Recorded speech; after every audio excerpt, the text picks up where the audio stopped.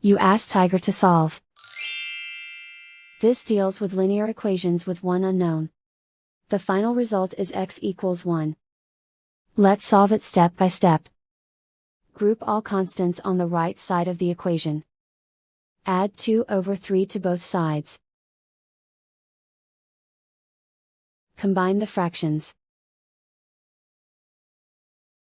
Combine the numerators.